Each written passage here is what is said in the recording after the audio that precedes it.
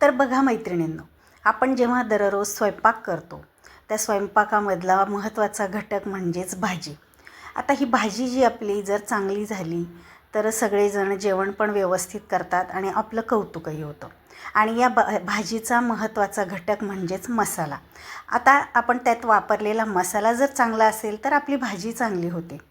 आता आपण जो मसाला केलेला आहे, कांदा लसूण मसाला आपण आजचा केलेला आहे. आता यापूर्वी मी व्हिडिओ अपलोड केलेला होता आपला वर्षभराचा गरम मसाला किंवा काळा मसाला. तर फक्त ह्या मसाल्यामध्ये आपण ॲड केलेला आहे कांदा, लसूण, आलं आणि कोथिंबीर. तर या ज्या जिन्सा आपण ॲड केलेल्या आहेत तर त्यामुळे आपण भाजीमध्ये जास्त काही जिन्सा वापरला नाही तरीसुद्धा चालतं. मी रेश्माज रेसिपीमध्ये आपलं खूप खूप खूप स्वागत. तर आज मी बनवलेला आहे काळा मसाला. आपण वर्षभरासाठी आपण जो काळा मसाला तयार करतो, पण याच काळ्या मसाल्यामध्ये मी आलं, लसूण, कोथिंबीर आणि कांदा घातलेला आहे. अत्यंत भन्नाट चवीचा हा मसाला आपला तयार झालेला आहे. रंगसुद्धा अगदी मस्त भाजीला येणार आहे, छान लालबुंद आणि टेस्टसुद्धा ह्या मसाल्याची अतिशय उत्तम आहे. तर चला तर मग आता मी हा मसाला कसा केला ते तुमच्याबरोबर मी शेअर करणार आहे. आता पहिल्यांदा मी मिरच्या ज्या आहेत त्या सर्व आणून मी उन्हामध्ये एकदा वाळवून घेतलेले आहेत.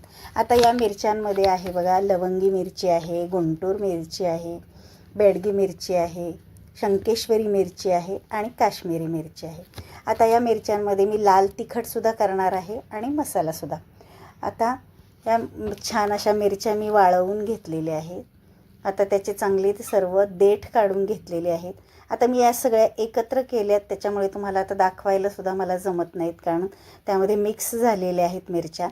पण तरीही अशा पद्धतीच्या या मिरच्या आहेत बघा. 4 ते 5 प्रकारच्या ह्या मिरच्या मिळून मी हा मसाला तयार केलेला आहे. आता या मिरचीचे मी देठ काढून घेतलेले आहेत सगळे. आता एक एक करून आपण इन्ग्रेडियंट जे आहेत ते भाजून घेणार आहोत. तर आता बघा, एकदा धने मी भाजते आहे, लसूण चांगला सोलून घेतलेला आहे, कांदा आता एका कढईमध्ये आपण तेलावरती छान असा भाजून घेतो आहे. तर यामध्ये असे सर्व इन्ग्रेडियंट आपण जे घालतो आहे तर अतिशय भाजीला मस्त असा स्वाद येतो आणि छान अशी टेस्ट येते. आलं स्वच्छ धुवून घेतलेलं आहे मी. आता एका कढईमध्ये आपण भाजतो आहे आता जिरे. तर जिरे पण मस्त असे खरपूस भाजून घ्यायचे आहेत मंद गॅसवरती. आता हे सगळे आपण इन्ग्रेडियंट भाजून घेतो आहे. आता किसलेलं खोबरं जे आहे ते सुद्धा अगदी खरपूस छान भाजून घ्यायचं आहे. आता त्यानंतर मी हे बघा भाजून घेतलेलं आहे. तीळ आणि खसखस हे माझे भाजून झालेले आहेत. आता काही काही वस्तू ज्या आहेत त्या भाजण्याच्या कॅमेरा मी बंद ठेवलेला होता, त्यामुळे भाजताना तुम्हाला दाखवलेल्या नाही आहेत. ज्या भाजल्यात आणि कॅमेरा मी चालू करून व्हिडिओ काढला आहे ते तुम्हाला दाखवते. आता हळकुंड तेलामध्ये आपण छान भाजून घेतलेले आहेत, मस्त तळून घेतलेत. आता हे आहे लवंगसुद्धा मंद गॅसवरती अशी छान भाजून घेतली. आता नंतर बघा आपण त्याचबरोबर मिरी भाजणार आहोत. हे बघा, आता ही मिरी पण छान अशी भाजून घ्यायची. सर्व व्यवस्थित सगळे इन्ग्रेडियंट व्यवस्थित भाजले की मसाला पण अगदी आपला छान होतो. आता हे स्टार फूल आहे,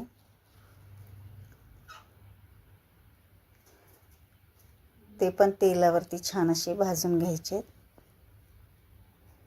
हे आहे जावित्री,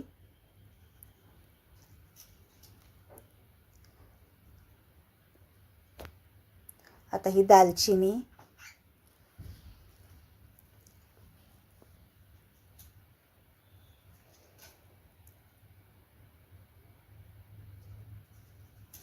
रामपत्री,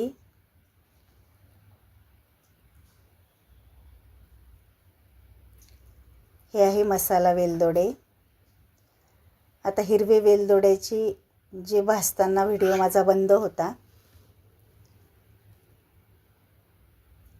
नंतर आपण भाजणार आहोत दगडफूल,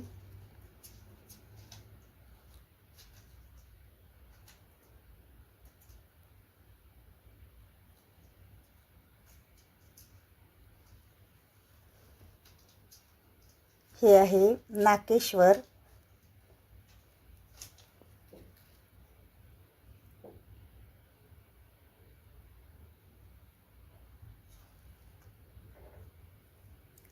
नंतर आपण तळून घेणार आहोत त्रिफळा. या सर्व वस्तू मी लोखंडी कढईमध्ये भाजून घेतल्यात, म्हणजेच मसाल्याला छान अशी टेस्ट येते.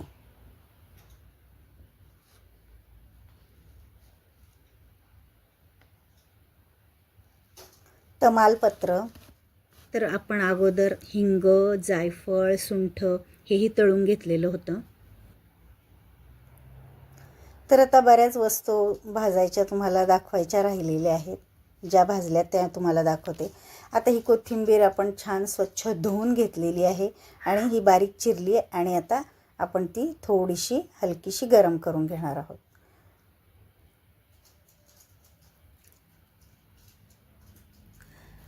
आता आलं खिसून घेतलेलं आहे मी, ते सुद्धा थोडंसं आपण तेलावरती भाजणार आहोत, म्हणजे गरम करणार आहोत.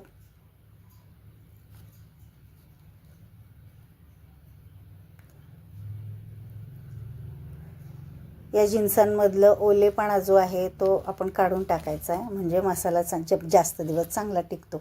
आता या मिरच्या ज्या आहेत थोड्याशा हलक्याशा मी तेलावरती भाजून घेतलेल्या आहेत आणि आता हे डंकावर नेण्यासाठी व्यवस्थित असं थंड करून घ्यायचं.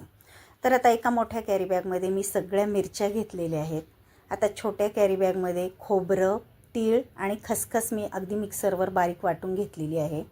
आता याच्यात अगदी खडे मसाले जे आपण आता भाजून घेतलेले होते ते सगळे त्यामध्ये घेतले आणि आता या डब्यामध्ये आहे कांदा, लसूण, कोथिंबीर आणि आलं मी मिक्सरवर बारीक करून घेतलं आहे, म्हणजेच डंकावर आपण नेलं की मिक्स व्हायला जास्त सोपं जातं.